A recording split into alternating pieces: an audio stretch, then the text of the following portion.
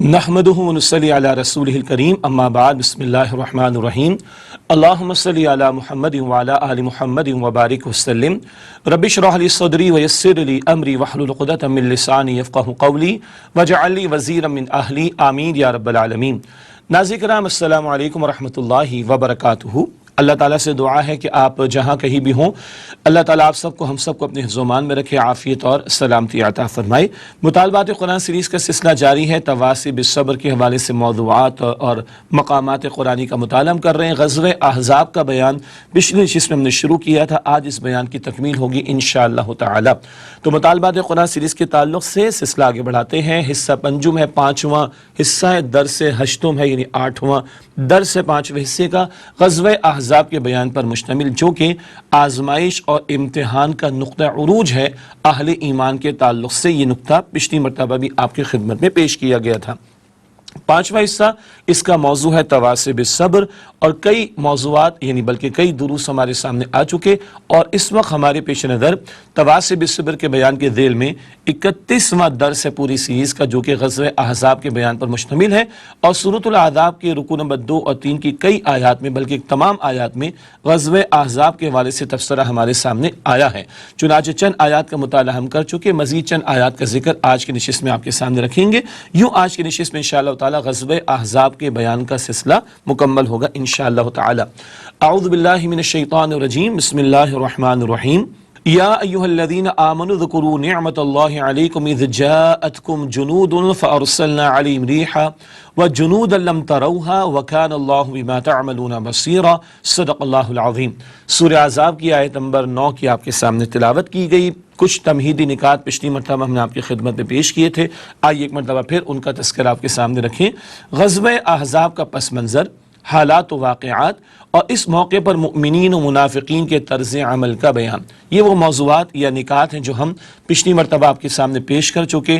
غزوہ احزاب کیوں پیش آیا، حالات اور واقعات کیا تھے، اس موقع پر ایمان والوں کا طرز عمل کیا تھا، منافقین کا طرز عمل کیا رہا، یہ تفصیل پچھلی مرتبہ آ چکی ہے۔ غزوہ احزاب شوال سن 5 ہجری میں پیش آیا۔ کفار کے کئی قبائل کے لشکر متحد ہو کر مدینہ پر حملہ آور ہوئے، قریش بھی، یہود بھی، بنو غطفان کے لوگ بھی، دیگر قبائل کے لوگ بھی، 10,000 کی یہ تعداد تھی، اور یہ 10,000 کا لشکر حملہ آور ہوا مسلمانوں کی مدینہ منورہ کے مقام پر، جہاں ان کا مقام اور قیام تھا۔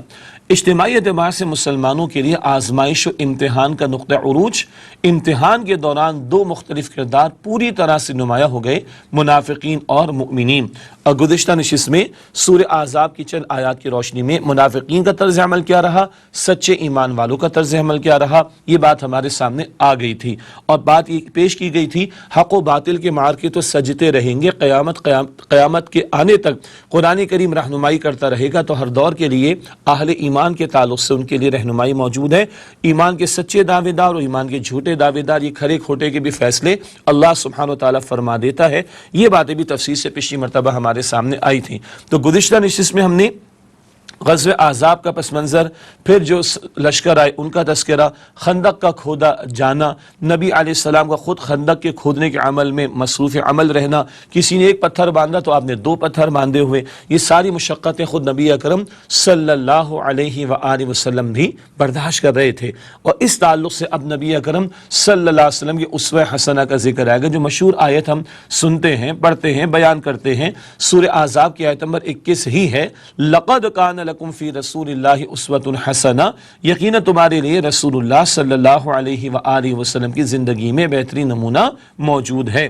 اب آئیے بات کو آگے بڑھاتے ہیں۔ پچھلی آیات میں ایمان والوں کا طرز عمل سامنے آ گیا، منافقین کا طرز عمل سامنے آ گیا، اب بات آ رہی ہے رسول اکرم صلی اللہ علیہ وآلہ وسلم کے مثالی اسوہ کے تعلق سے۔ آپ صلی اللہ علیہ وسلم کی ہمگیر حیات طیبہ بھی ایک عظیم معجزہ ہے، جو زندگی کے ہر پہلو اور ہر گوشے کے اعتبار سے ایک کامل عملی رہنمائی ہے۔ نبی علیہ السلام کی حیات طیبہ بالخصوص آغاز وحی سے لے کے وصال تک کی 23 برس کی مختصر زندگی، البتہ عظیم معجزہ، اور زندگی کے ہر پہلو ہر گوشے کے اعتبار سے آپ کی ذات بابرکات سے رہنمائی امت کے سامنے عملاً آتی ہے۔ اگلا نقطہ، اسوہ حسنہ وہ ہے جو ہمیں غزوہ احزاب میں نظر آتا ہے۔ اللہ کے نبی علیہ السلام کا اسوہ حسنہ عموم کے اعتبار سے زندگی کے تمام گوشوں کے لیے رہنمائی عطا کرتا ہے، مگر جس مقام پر یہ مشہور آیت آتی ہے وہ غزوہ احزاب کے بیان کا مقام ہے۔ سورۃ الاحزاب کا دوسرا اور تیسرا رکوع جیسے کہ پہلے ذکر ہوا، ان دو رکوعوں میں غزوہ احزاب، غزوہ خندق، بیٹل آف ٹرنچز کے بارے میں تبصرہ، اور دوسرے اور تیسرے رکوع کے بالکل درمیان میں یہ مشہور آیت ہے لَقَدْ كَانَ لَكُمْ فِي رَسُولِ اللَّهِ أُسْوَةٌ حَسَنَةٌ، یقیناً تمہارے لیے رسول اللہ علیہ السلام کی زندگی میں بہترین نمونہ موجود ہے۔ یہ بات سمجھنے کی ضرورت ہے، چنانچہ اسوہ حسنہ وہ ہے جو ہمیں غزوہ احزاب میں نظر آتا ہے۔ کوئی تکلیف ایسی نہ تھی جو دوسروں نے اٹھائی ہو اور آپ صلی اللہ علیہ وآلہ وسلم اس سے محفوظ و مامون رہے ہوں۔ اگر سارے عرب کی فوجیں جمع ہو رہی اور خطرہ لاحق ہے اپنے بارے میں، گھر کے بارے میں، تو حضور بھی مدینہ شریف میں موجود ہیں صلی اللہ علیہ وآلہ وسلم۔ اگر خندقیں کھودے جانے کا عمل جاری ہے اور کدالیں چلائی جا رہی ہیں، مشقتیں اٹھائی جا رہی ہیں، بھوک برداشت کی جا رہی ہے، تو خود اللہ کے نبی صلی اللہ علیہ وآلہ وسلم یہ تمام مشقتوں کو برداشت کر رہے ہیں، جھیل رہے، بلکہ وہ بھی مقام آیا کہ کچھ مقامات پر ایسی سخت چٹانیں تھیں صحابہ سے نہ ٹوٹی رضی اللہ تعالی عنہ اجمعین، تو اللہ کے نبی علیہ السلام نے اللہ اکبر کہا، ایک چٹان، دوسری چٹان، تیسری چٹان، پاش پاش آپ نے فرمایا کسریٰ کے کنگن مجھے عطا ہو گئے اور قیصر کے محل مجھے عطا ہو گئے، یمن کے خزانے مجھے عطا ہو گئے۔ حضور علیہ السلام نے بشارتیں دی، اور اندازہ کیجئے ابھی تو سارے عرب کی فوجیں امٹ آئی ہیں اور یہاں زبان رسالت سے یہ حق بات جاری ہو رہی ہے کہ کسریٰ کے کنگن بھی ملیں گے جو کہ ملے، قیصر کا محل بھی ملے گا جو کہ ملا، اور دیگر فتوحات بھی حاصل ہوں گی جو کہ حاصل ہوئیں۔ البتہ کدال حضور نے بھی چلائی ہے، مشقت حضور نے بھی برداشت کی ہے، یہ سارے مراحل سے حضور بھی گزرے صلی اللہ علیہ وسلم۔ یہ اسوہ حسنہ، یہ بہت قیمتی نقطہ ہے، اس پر توجہ رہنی چاہیے۔ ہر چھوٹی سے چھوٹی سنت بھی ایک نور ہے، بلکہ یوں کہا جائے نبی علیہ السلام کی ہر ادا، نبی علیہ السلام کا ہر طریقہ، نبی علیہ السلام کی ہر سنت ایک نور ہے، رہنمائی کا باعث و ذریعہ ہے اور لائق اتباع ہے، لیکن ترجیح دینی چاہیے دین کی دعوت اور اقامت کے لیے اسوہ کو۔ ہم انگریزی میں کہتے ہیں نیور سیٹل فار دا لیس، میں عرض کیا کرتا ہوں rather go for the best. ہم اردو میں کہتے ہیں خوب سے خوب تر کی تلاش۔ شادی بیاہ کا کھانا کھلتا ہے، ہم سب کو معلوم ہے پیدا کہ لوگ کدھر دوڑتے ہیں، اس آئٹم کی طرف جو سب سے بہترین ہے لیکن ختم جلدی ہو جائے گا۔ کیا خیال ہے؟ بچوں کے امتحان کا معاملہ تو best of the best grades ہم چاہتے ہیں، تنخواہ کی بات ہو تو زیادہ سے زیادہ کی خواہش ہوتی ہے، کاروبار کی بات ہو زیادہ سے زیادہ نفع کی بات ہوتی ہے۔ ایسے ہی ہے نا، ہر معاملے میں اگر بیسٹ آف دا بیسٹ کو دیکھتے ہیں تو نبی علیہ السلام کی تو پوری زندگی بیسٹ ہے، but best of the best کیا ہے؟ 23 برس کس کام میں لگے، 23 برس کا مشن کیا تھا، 23 برس کی جد و جہد کیا تھی، 23 برس کی جد و جہد کے دوران میں مقاصد کیا سامنے رہے، وہ ہے دعوت دین کا پھیلایا جانا، اقامت دین کی جد و جہد کیا جانا۔ لیظہرہ علی الدین کلہ، سورہ صف کی آیت نمبر 9 کا ہم نے مطالعہ کیا تھا۔ کیا مشن تھا اللہ کے رسول علیہ الصلوۃ والسلام کا؟ اس دین حق کو کل نظام زندگی پر آپ صلی اللہ علیہ وآلہ وسلم غالب فرما دیں، یہ مقصد تھا رسالت میں آپ صلی اللہ علیہ وآلہ وسلم کا۔ چنانچہ ترجیح دینی ہوگی دعوت دین کی سنت کو، اقامت دین کی جد و جہد کو، اور اس جد و جہد کے دوران میں غزوہ احزاب کا موقع اور غزوہ احزاب کا تبصرہ سورۃ الاحزاب میں ہے، اور سورۃ الاحزاب کی آیت نمبر 21 میں مشہور بات آ رہی ہے لَقَدْ كَانَ لَكُمْ فِي رَسُولِ اللَّهِ أُسْوَةٌ حَسَنَةٌ، یقیناً تمہارے لیے رسول اللہ صلی اللہ علیہ وسلم کی زندگی میں بہترین نمونہ موجود ہے۔ تو سورۃ الاحزاب کی آیت نمبر 21 میں یہ پیغام آ رہا ہے لَقَدْ كَانَ لَكُمْ فِي رَسُولِ اللَّهِ أُسْوَةٌ حَسَنَةٌ، یقیناً تمہارے لیے رسول اللہ علیہ السلام کی زندگی میں بہترین نمونہ موجود ہے۔ لِمَنْ كَانَ يَرْجُو اللَّهَ وَالْيَوْمَ الْآخِرَ وَذَكَرَ اللَّهَ كَثِيرًا، جو اللہ سبحانہ وتعالی اور آخرت کے دن کی امید رکھتا ہو ملاقات کی اور کثرت سے اللہ کا ذکر کرتا ہو، تو بہترین اسوہ ہے۔ رہنمائی کس سے ملے گی، فائدہ کس سے ملے گا؟ جو اللہ سے ملاقات کا یقین رکھتا ہو، آخرت کا یقین رکھتا ہو اور کثرت سے اللہ تعالیٰ کا ذکر کرتا ہو۔ یہ بات بھی بڑی اہم ہے۔ رسول اللہ صلی اللہ علیہ وسلم اسوہ ان کے لیے ہیں جو اللہ تعالیٰ کی رضا اور آخرت کے اجر کے طلبگار ہوں اور اللہ تعالیٰ کو کثرت سے یاد کرنے والے ہوں۔ غور کیجئے گا، سورج نکلتا ہے نا، جو چاہے روشنی سے فائدہ اٹھا لے، مگر جو کھڑکی دروازے اوپر پردہ ڈال دے گا روشنی سے فائدہ نہیں ملے گا۔ تو اللہ کے پیغمبر علیہ السلام کا اسوہ سب کے لیے ہے، جو چاہے فائدہ اٹھا لے، مگر فائدہ اٹھانے کے لیے آخرت کی طلب رکھنا ضروری ہوگا۔ اللہ تعالیٰ سے ملاقات کا یقین رکھنا ضروری ہوگا، اللہ تعالیٰ کا کثرت سے ذکر کرنا ضروری ہوگا، اللہ تعالیٰ کی اطاعت کی روش پر آنا ضروری ہوگا، ورنہ دعوے ہوں گے مگر فائدہ نہیں مل سکے گا۔ تو فائدہ کن کے لیے؟ اسوہ حسنہ سے جو اللہ اور آخرت کے اجر کے طلبگار ہوں اور کثرت سے اللہ تعالیٰ کا ذکر کرنے والے ہوں۔ اسی طرح اللہ تعالیٰ کی محبت اور آخرت میں اعمال کی قبولیت کے لیے نبی اکرم صلی اللہ علیہ وسلم کی اتباع کرنی ہوگی۔ بہت اہم بات، اللہ کی محبت کا اگر دعویٰ ہے اور آخرت میں چاہتے کہ ہمارے اعمال قبول ہوں، اللہ راضی ہو، تو نبی علیہ السلام کی اتباع کرنی ہوگی، آپ کے نقش قدم پر چلنا ہوگا۔ چنانچہ قرآن پاک میں ذکر ہے سورہ آل عمران کی آیت نمبر 31 میں، قُلْ إِن كُنتُمْ تُحِبُّونَ اللَّهَ فَاتَّبِعُونِي يُحْبِبُكُمُ اللَّهُ وَيَغْفِرْ لَكُمْ ذُنُوبَكُمْ وَاللَّهُ غَفُورٌ رَحِيمٌ۔ سورہ آل عمران کی آیت نمبر 31، اے نبی صلی اللہ علیہ وسلم کہہ دیجئے کہ اگر تم اللہ سے محبت کرتے ہو تو میری اتباع کرو، اللہ بھی تم سے محبت کرے گا اور تمہارے گناہوں کو معاف فرما دے گا۔ اللہ سے محبت کرنا چاہتے ہو تو حضور علیہ السلام کی اتباع کرو، ان کی نقش قدم کی پیروی کرو، ان کے مشن میں ان کا ساتھ دو، تو اللہ تم سے محبت فرمائے گا، تمہارے گناہوں کو بخش دے گا۔ یہ ہے رسول اکرم علیہ السلام کی اسوہ حسنہ کا معاملہ جو زندگی کے تمام گوشوں کے لیے رہنمائی عطا کرتا ہے۔ البتہ اہم بات کیا ہے کہ never settle for the less, rather go for the best۔ Best of the best کیا ہے؟ حضور علیہ السلام کے مشن میں شریک ہونا، دعوت دین کی جد و جہد اور محنت، اور اقامت دین کی جد و جہد اور محنت، اور اللہ کے دین کو غالب کرنے کی جد و جہد جیسے حضور نے فرمائی، جس کے دوران میں غزوہ احزاب بھی پیش آیا، وہ جد و جہد آج امت کے کاندھوں پر ہے۔ وقت فرصت ہے، کہاں کام ابھی باقی ہے، نور توحید کا اتمام ابھی باقی ہے۔ اللہ تعالیٰ مجھے اور آپ کو عمل کی توفیق دے۔ ناظرین کرام، ایک وقفہ لیتے اس کے بعد انشاءاللہ مزید کلام جاری رہے گا غزوہ احزاب کے تعلق سے۔ ملاقات ہوتی ہے ایک وقفے کے بعد۔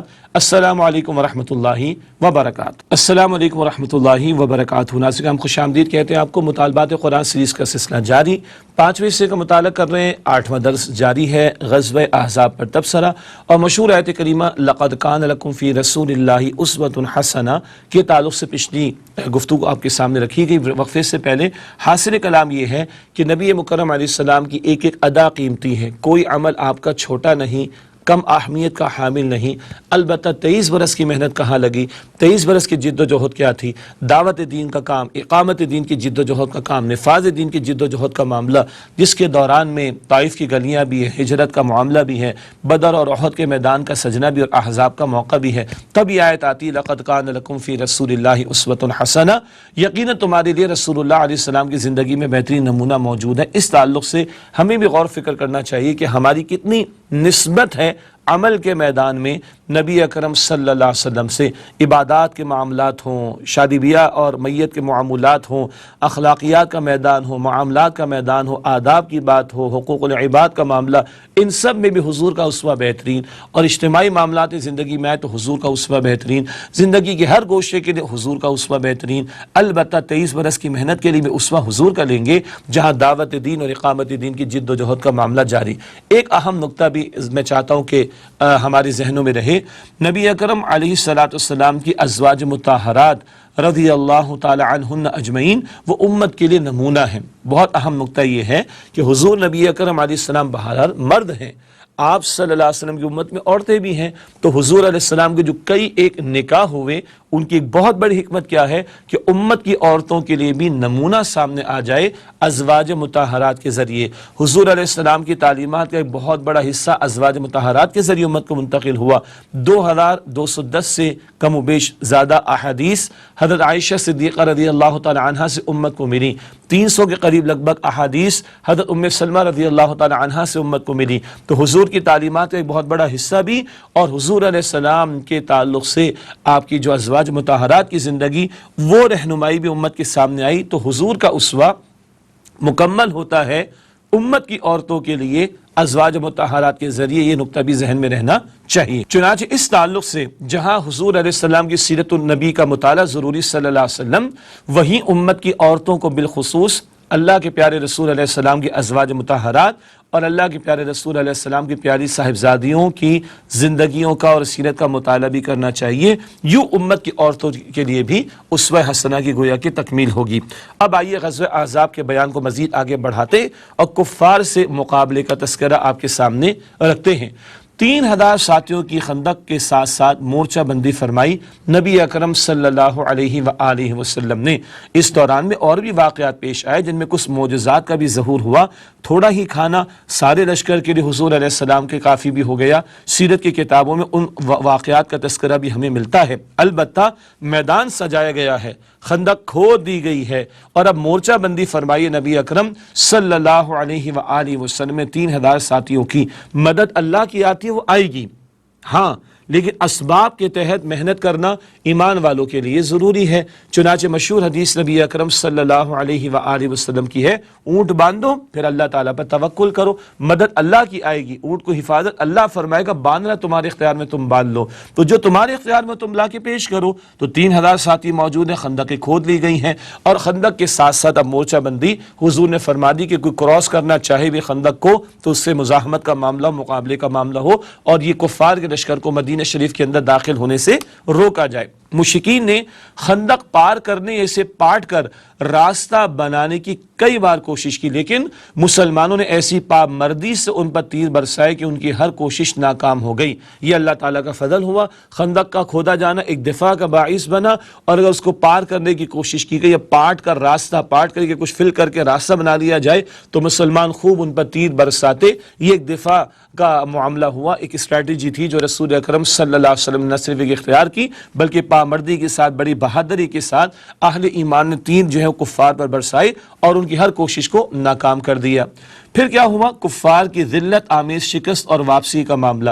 1 مہینے تک انہوں نے محاصرہ کیا، ہاں 2-4 دن کی بات نہیں، 1 مہینے تک محاصرے کا معاملہ کیا، اور اس کے بعد ان کی ذلت آمیز شکست بھی ہوئی، اور پھر یہ ناکام اور نامراد واپس بھی لوٹ گئے۔ یہ 1 مہینے کا معاملہ، آئیے اس پر تھوڑا سا کلام کریں۔ 1 ماہ کے محاصرے کے بعد کفار کے لشکر شکست کھا گئے اور انہیں ذلت کے ساتھ واپس لوٹنا پڑا، اور اللہ نے کچھ اس کے اور بھی اسباب بنا دیے کہ ان کی ذلت میں اضافہ بھی ہوا اور یہ کفار ناکام اور نامراد لوٹ گئے۔ اس میں ایک معاملہ ایسا ہوا، بنو غطفان کے صاحب نعیم بن مسعود کا کردار، یہ نعیم ہے، نعیم بن مسعود، یہ نبی اکرم علیہ السلام پر ایمان لے آئے۔ البتہ ابھی ان کے ایمان کا اظہار اور لوگوں کے سامنے نہیں ہوا تھا۔ انہوں نے حضور علیہ السلام سے اجازت لی۔ جنگی حالات میں کچھ معاملات کی گنجائشیں اور اجازت ہوا کرتی ہے، شریعت بھی گنجائش دیتی ہے۔ اللہ کے نبی علیہ السلام نے ان کو اجازت دی کہ کوئی ایک ایسی باتیں جا کر کرے کہ ان لوگوں کے درمیان، لشکروں کے درمیان پھوٹ پڑ جائے۔ چنانچہ تھے یہ بنو غطفان سے، یہ بنو غطفان کے قبیلے کے لوگ تو باہر سے آئے تھے، اور اندر قبیلہ ایک یہود کا موجود تھا، بنو قریظہ کا، وہ تو وہیں کے باسی، وہیں کے رہنے والے تھے۔ چنانچہ نعیم بن مسعود نے یہ کیا کہ بنو قریظہ کفار کے لشکروں کے درمیان پھوٹ ڈال دی۔ ہوا یہ کہ جا کر انہوں نے بنو غطفان کو کہا تم تو باہر سے آئے ہو، یہ تو قریظہ والے یہیں پہ رہتے ہیں، ایسا نہ ہو کہ بھئی کوئی یہ اپنی بات سے پھر جائیں، تمہارا مسئلہ ہو جائے، تم جا کر ان سے کچھ نہ کچھ جو ہے وہ گارنٹی لو۔ اسی طرح قریظہ کے لوگوں کو کہا کہ بھئی تم ان سے جو ہے کوئی گارنٹی کا معاملہ لو، ایسا نہ ہو کہ یہ تو چلے جائیں، تم یہاں پر مسلمانوں کے درمیان میں پھنس جاؤ۔ تو کچھ انہوں نے کہا کہ گارنٹی کے لیے کچھ افراد ہمارے حوالے کرو۔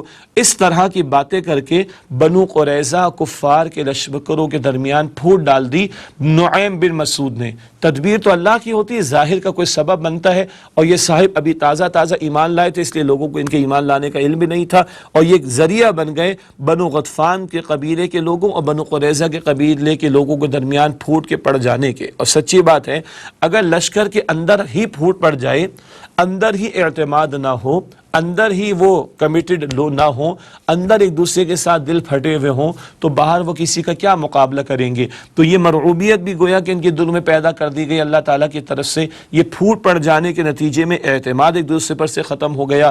یہ بنو قریظہ والے کہتے ہوں گے تم تو چلے جاؤ گے، ہم تو مر جائیں گے، ذرا کچھ لوگ ہمارے حوالے کرو تاکہ ہمارا اعتماد رہے۔ بنو غطفان والے کہیں گے تم نے تو میں پہلے بلا کر یہاں پر لا کر کھڑا کر دیا، تم سب جو ہے وہ افراد مانگتے ہو تمہارے حوالے کرے، تمہارا ہم پر اعتماد نہیں کیا۔ یہ پھوٹ ان کے اندر پڑ گئی، اور جب اندر دل پھٹ جائیں تو پھر کوئی لشکر کسی دوسرے لشکر کا مقابلہ، ایسا لشکر جس کے افراد کے دل پھٹ گئے ہوں، وہ نہیں کر سکتا۔ دونوں فریقوں کا اعتماد ایک دوسرے سے اٹھ گیا، ان کی صفوں میں پھوٹ پڑ گئی اور ان کے حوصلے ٹوٹ گئے۔ کہاں چلے تھے مسلمانوں کو ختم کرنے کے لیے، معاذ اللہ کہاں آپس میں پھوٹ پڑ گئی کہ تمہارا ہم پر اعتماد نہیں، وہ کہتا ہے تمہارا ہم پر اعتماد نہیں۔ جب آپس میں اعتماد نہیں تو مل جل کر کیسے لڑیں گے کسی کے خلاف؟ تو صفوں میں پڑ گئی پھوٹ اور ان کے حوصلے ٹوٹ گئے۔ یہ جس جس کو اللہ تعالیٰ اندر سے کسی کے اندر پھوٹ ڈال کر کمزور بنا دے، وہ اس کفار کے لشکر کے ساتھ اللہ تعالیٰ نے معاملہ فرمایا۔ ادھر مسلمانوں اور رسول اللہ صلی اللہ علیہ وسلم کی دعائیں بھی ہیں، بہت قیمتی ہتھیار ہے دعا اہل ایمان کے لیے۔ کیا دعائیں ہو رہی ہیں؟ مسند احمد میں یہ روایت بھی ملتی ہے، اللہم استر عوراتنا وآمن روعاتنا، اے اللہ ہماری پردہ پوشی فرما اور ہمیں خطرات سے مأمون کر دے، یعنی امن دے دے۔ اللہ ہماری پردہ پوشی فرما اور ہمیں خطرات سے مأمون کر دے، مشکل حالات کے اندر، بگڑے ہوئے حالات کے اندر، خوف اور ہراس کے حالات کے اندر، خطرات کے مواقع پر یہ دعا بڑی پیاری، بڑی قیمتی ہے جو اللہ کے پیارے رسول علیہ السلام نے ہمیں سکھا دی۔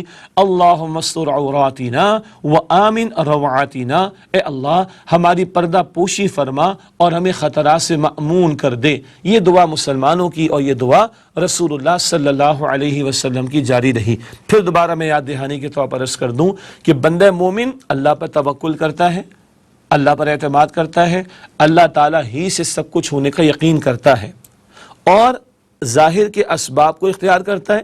بدر ہو، احد ہو، احزاب ہو، ہم دیکھ رہے ہیں ظاہر کے اسباب کو اختیار کرتا ہے، لیکن نگاہ مسبب الاسباب کی طرف رکھتا ہے اور اللہ کے سامنے آہوزاری کرتا ہے، اللہ کے سامنے روتا ہے، اللہ تعالیٰ کے سامنے گڑ گڑاتا ہے، اللہ تعالیٰ کے سامنے جھکتا ہے۔ بدر کی پوری رات حضور حالت سجدہ میں، مگر صفیں پہلے بنا دی، اور احزاب کے موقع پر بھی کیا ہو رہا ہے؟ صفیں بنا دی گئی ہیں اور اللہ تعالیٰ سے دعاؤں کا اہتمام کیا جا رہا ہے۔ یہ بہت کمزوری آج ہم میں مانگنے کے اعتبار سے ہے، اپنے انفرادی معاملات میں بھی مانگنے میں کمی ہے اللہ تعالیٰ سے، اپنے اجتماعی معاملات میں بھی مانگنے سے کمی ہے، مانگنے کے حوالے سے کمی ہے مسلمانوں کے اندر۔ تو اللہ سے مانگنا بھی، اللہ سے یقین کے ساتھ مانگنا اور اللہ پر توکل رکھنا، اللہ پر یقین رکھنا، اللہ پر اعتماد کرنا، ظاہر کے اسباب اختیار کیے جائیں، مسبب الاسباب پر نگاہ رکھی جائے اور اللہ تعالیٰ سے دعاؤں کا اہتمام کیا جائے۔ یہ دعائیں اس موقع پر ہو رہی احزاب کے موقع پر۔ اللہم استر عوراتنا وآمن روعاتنا، اے اللہ ہماری پردہ پوشی فرما اور ہمیں خطرات سے مأمون کر دے۔ اللہ نے دعا بھی قبول فرمائی، ادھر پھوٹ بھی پڑی ہے، آگے آندھی بھی چلی ہے، ان کے خیمے بھی اکھڑ گئے، ان کے جانور رسیاں توڑا کر چلے گئے، 1 مہینے کا محاصرہ اس کے بعد ناکام ہوئے اور ذلت کے ساتھ ان کفار کو واپس لوٹنا پڑا۔ ناظرین ایک وقفہ لیتے ہیں، اس کے بعد مزید گفتگو اسی تعلق سے آپ کے سامنے رکھیں گے، ملاقات ہوتی انشاءاللہ ایک وقفے کے بعد۔ السلام علیکم ورحمۃ اللہ وبرکاتہ۔ السلام علیکم ورحمۃ اللہ وبرکاتہ۔ ناظرین خوش آمدید کہتے ہیں آپ کو۔ مطالبات قرآن سیریز کے ذیل میں غزوہ احزاب کا بیان جاری ہے۔ دعاؤں کا اہتمام اہل ایمان نے کیا۔ رسول اکرم صلی اللہ علیہ وسلم نے فرمایا، ایک دعا کا ذکر وقفے سے پہلے ہم نے آپ کے سامنے رکھا، اللہم استر عوراتنا وآمن روعاتنا۔ اب آئیے ایک اور دعا کا ذکر آپ کے سامنے رکھتے ہیں جو کہ بخاری شریف میں نقل کی گئی۔ میدان احزاب ہے، سجا ہوا، کفار کے لشکر اب وہ شکست کھائیں گے، اور اس دوران میں نبی اکرم علیہ السلام نے مورچہ بندی بھی فرما دی تھی، خندقیں کھود لی گئی تھیں، مگر اللہ تعالیٰ کے حضور دعاؤں کا اہتمام بھی ہوا۔ ایک اور دعا، اللہم منزل الکتاب سریع الحساب اہزم الاحزاب اللہم اہزمہم وزلزلہم۔ یہ صحیح بخاری شریف میں روایت ہے، اے اللہ کتاب اتارنے والے اور جلد حساب لینے والے ان لشکروں کو شکست دے، اے اللہ انہیں شکست دے اور جھنجھوڑ کر رکھ دے۔ یہ دعائیں اللہ کے رسول علیہ السلام فرما رہے ہیں، صحابہ کرام اللہ کے حضور کر رہے ہیں، اور اللہ تعالیٰ نے ان دعاؤں کو قبول بھی فرمایا۔ چنانچہ اللہ تعالیٰ نے ان پر یعنی کفار پر تند ہواؤں کا طوفان بھیج دیا جس نے ان کے خیمے اکھاڑ دیے، ساتھ ہی فرشتوں کے لشکر نے انہیں ہلا ڈالا۔ تند اور تیز ہوائیں، ان کا طوفان آ گیا۔ چنانچہ قرآن پاک فرماتا ہے سورۃ الاحزاب ہی کی آیت نمبر 9 میں، یا ایھا الذین آمنوا اذکروا نعمت اللہ علیکم اذ جاءتکم جنود فارسلنا علیہم ریحا وجنودا لم تروها وکان اللہ بما تعملون بصیرا۔ سورہ احزاب کی آیت نمبر 9، اے اہل ایمان اللہ کی اس نعمت کو یاد کرو جب تم پر لشکر حملہ آور ہوئے تھے تو ہم نے ان پر آندھی بھیج دی اور ایسے لشکر بھیجے کہ جنہیں تم نہیں دیکھتے تھے، اور اللہ دیکھ رہا تھا اسے جو کچھ تم کر رہے تھے۔ یہ سورہ احزاب کی آیت نمبر 9 ہے۔ یہ جو اللہ تعالیٰ کی مدد اور نصرت ایمان والوں کے شامل حال ہو گئی، پہلے تو کیا ہوا، ان کے دل پھٹ گئے کفار کے، بنو غطفان اور بنو قریظہ۔ جب دل پھٹ گئے تو ہمت کہاں ہوگی لڑنے کی؟ ایک تو اندر سے اللہ تعالیٰ نے پھاڑ دیا، ان کو دل پھٹ گئے۔ دوسرا، اللہ نے تند ہوائیں اور تیز ہوائیں چلا دیں، خیمے اکھڑ گئے اور جانور رسیاں توڑا کر بھاگ گئے، اور اللہ نے فرشتوں کے لشکر بھیج دیے۔ یہ بڑی اہم بات، اللہ علی کل شیء قدیر ہے، اللہ کے لیے کچھ مشکل نہیں، مگر حق و باطل کے معرکے تو سجیں گے اور حق والے حق کی خاطر سب کچھ قربان کرنے کو تیار ہوں گے تو اللہ تعالیٰ کی مدد بھی شامل حال ہوگی۔ اس تعلق سے بڑا اہم نقطہ کیا ہے کہ اب اللہ کی مدد آ گئی اور فرشتوں کو بھی اللہ نے بھیجا جنہیں فرمایا کہ تم نہیں دیکھتے تھے اور اے لوگوں تم جو کچھ کر رہے تھے اللہ تعالیٰ اسے دیکھ رہا تھا۔ ایمان والے جانے کھپا رہے ہیں، اللہ دیکھ رہا ہے، ان کے لیے اللہ تعالیٰ کی طرف سے خوشخبری، اور کفار ایمان والوں کے خلاف صف آ رہے ہیں، سازشیں کر رہے، اللہ ان کفار کو بھی دیکھ رہا تھا۔ ان کے لیے سرزنش کا پہلو ہے جو اس مقام پر اللہ تعالیٰ کی طرف سے بیان ہو گیا۔ غزوہ احزاب کے تعلق سے آخری بات آپ کے سامنے بیان کر رہے ہیں، اور وہ ہے کہ یہ ایک فیصلہ کن موڑ ہے دور نبوی میں صلی اللہ علیہ وسلم، جو مبارک جد و جہد جاری رہی اللہ کے دین کے غلبے کے لیے۔ واضح ہو گیا کہ عرب کی کوئی بھی قوت مسلمانوں کی اس چھوٹی سی طاقت کو ختم نہیں کر سکتی، چھوٹی تعداد کے اعتبار سے لیکن عظمت کے اعتبار سے بہت بڑی جماعت ہے، سبحان اللہ۔ تو بہرحال اب اللہ کے رسول علیہ السلام کی حیات طیبہ میں ایک فیصلہ کن موڑ آ گیا، سارا زور لگ گیا نا، قریش کے لوگوں کا، غطفان کے لوگوں کا، دیگر قبائل کے لوگوں کا اور یہود کا، سب نے پورا زور لگا دیا، تمام الائیڈ فورسز آ گئیں اس وقت کی 10,000 کی تعداد میں، اور معلوم ہو گیا کہ عرب کی کوئی قوت اب مسلمانوں کو ختم نہیں کر سکتی، ان کی اس قوت کو ختم نہیں کیا جا سکتا۔ غزوہ احزاب کے موقع پر ایک یہ فیصلہ کن بات 2 اور 2 4 کی طرح بالکل واضح ہو کر سامنے آ گئی۔ نبی اکرم صلی اللہ علیہ وآلہ وسلم نے اس غزوہ سے واپسی کے بعد ارشاد فرمایا، اس غزوہ سے واپسی وہ جو واپس گئے کون؟ کفار چلے گئے، اور اب حضور بھی خندق وغیرہ چھوڑ کر مدینہ شریف میں، اب اللہ کے پیارے پیغمبر صلی اللہ علیہ وآلہ وسلم نے ارشاد فرمایا، الآن نغزوہم ولا یغزوننا نحن نسیر الیہم۔ صحیح بخاری شریف میں یہ روایت ہے، آپ صلی اللہ علیہ وآلہ وسلم نے ارشاد فرمایا اب ہم ان پر چڑھائی کریں گے، وہ ہم پر چڑھائی نہ کریں گے، اب ہمارا لشکر ان کی طرف جائے گا۔ سبحان اللہ، یہ صداقت رسالت معاب ہے نا صلی اللہ علیہ وسلم۔ اس کے بعد تو کیا ہوا، 6 ہجری میں حضور جائیں گے عمرے کے لیے، اور صلح حدیبیہ کا معاملہ ہو جائے گا تو مسلمانوں کو طاقت تسلیم کر لیا جائے گا، اور 7 ہجری میں خیبر میں یہودی جا کر آباد ہوئے، ان کے خلاف اقدام ہوگا، اور 8 ہجری میں مکہ مکرمہ کی طرف پیش قدمی اللہ کے رسول کی ہوگی صلی اللہ علیہ وسلم، اور فتح مکہ اللہ سبحانہ وتعالیٰ عطا فرمائے گا۔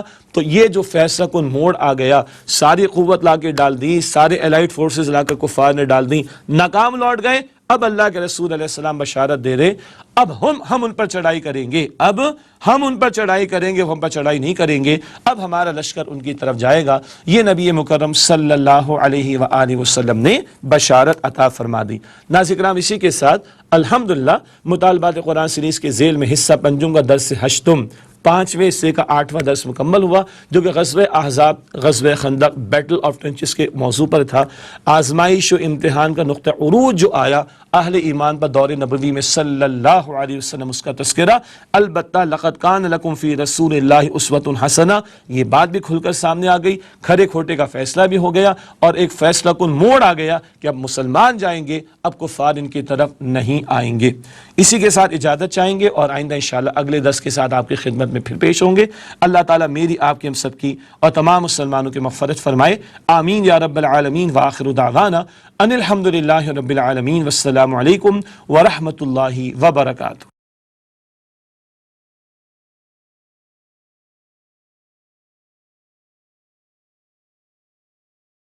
ناظرین کرام، دینی معلومات اور احکامات پر مبنی مزید پروگرامز دیکھنے کے لیے ARYQTV چینل کو سبسکرائب کیجئے، اور ہاں، بیل آئیکن بٹن دبانا مت بھولیے گا تاکہ آپ اپنے پسندیدہ پروگرامز کو مس نہ کر جائیں۔